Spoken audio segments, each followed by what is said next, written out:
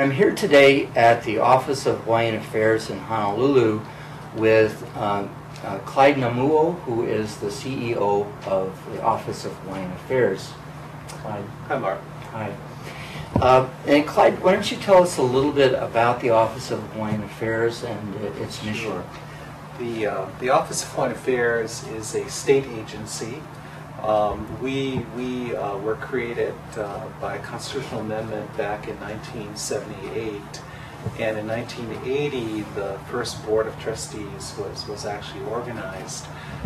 We are unique in the 50 states because we are a state agency that was organized specifically to work for the betterment of Native Hawaiians, which is of course the indigenous population here in the state of Hawaii. So our mission is extremely broad, and part of our funding as a state agency comes from the state legislature. We are also fortunate enough to receive revenues off of the use of ceded lands. That accounts for about a third of our budget, and we also have an investment portfolio, and our earnings off of the investment portfolio also helps to fund the various programs that we have. So though we don't have an unlimited supply of resources, it is very important that all the money that we do spend to work for the betterment of the people in our community is spent very wisely. Clyde, how long have you been the CEO? This August will be 10 years. Very good. And we began working with you, I think, in 2008. That's right. When you decided to develop a new strategic plan. Could you tell us a little bit about the plan? Sure. When I started here at OHA in 2001, the organizational structure that I adopted was based on subject matter. Mm-hmm. So we had groups that concentrated on economic development, on education, on health, and etc. And as the years went on, it became clearer that we were probably not as effective or as efficient in making systemic changes to the lives of our constituents as we could be. And so in 2008, we really decided that it was time to revamp the strategic plan that had been developed and adopted almost by then 8 years prior. So the process that we went through, as you know, Mark, in gathering data, doing focus groups, was really intended to give us greater direction in terms of how we might develop a strategic plan that would really work towards systemic change in our community. Mm-hmm. And I'm very pleased with the results so far. Terrific. Well, Clyde, we have never worked with an organization that built their strategic plan on as extensive public input as you use. My memory is that over 3,000 members of the Native Hawaiian community gave input into the decisions that you made about the plan. So the plan has been, I think, in effect, a little over a year. Yes. And you've decided to use managing for results as the approach to implementing the plan. What effect have you seen so far? I think generally we find that the staff has really embraced this concept that whatever work we do, we want to make sure that we end up with results. Mm-hmm. And it's been a really a new way of thinking for us.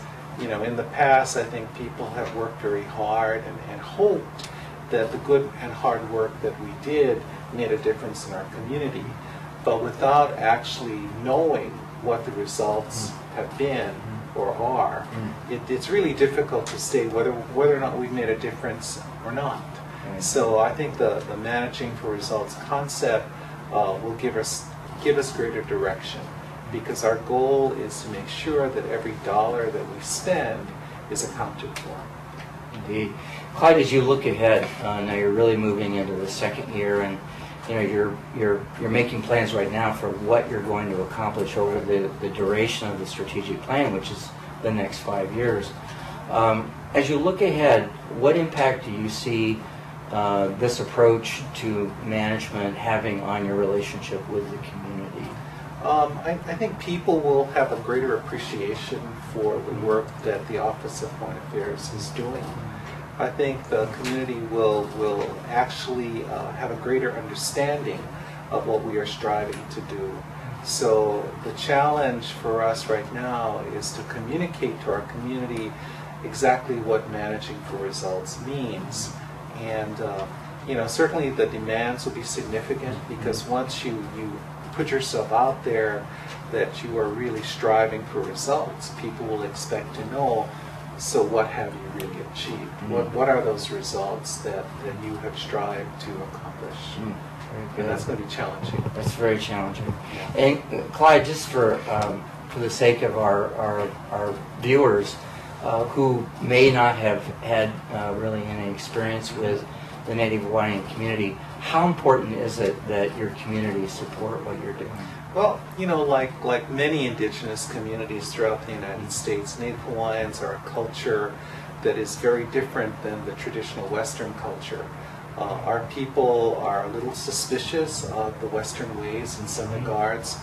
Some of our Native Hawaiian communities are in rural areas here in the state of Hawaii, so they are somewhat skeptical. And when you work with the Native Hawaiian community, it is very, very important that they believe you, that they trust you, that they have confidence that what you are telling them is the whole truth and nothing but the truth. So I think those are some of the challenges, but it also, those demands make us better at what we do. And yes, it is very challenging to work with Native Hawaiians, but at the end of the day, it's extremely rewarding as well. Very good. Clyde, it's been impressive to watch how you've clarified the roles of the organization in terms of advocacy and research and asset management, and how you forged literally a new organization, a newly designed organization, newly staffed, newly led organization to implement your strategic plan. It's really a remarkable accomplishment. Thank you. Thank you. It's exciting for the staff as well. I think the new strategic plan has brought new energy to the staff. I've always felt that people who come to work here at the Office of Foreign Affairs do it as more of a mission than simply as a job. They do it because they want to make a difference in our community. And it really then is our duty to give them guidance and to help them do the very best that they can. And so I've been very pleased because again, systemic change is the way to go.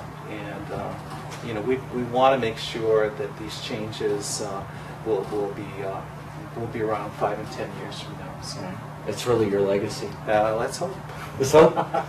Thank you, Clyde. Thank you very much. Thank you very much. Thank you.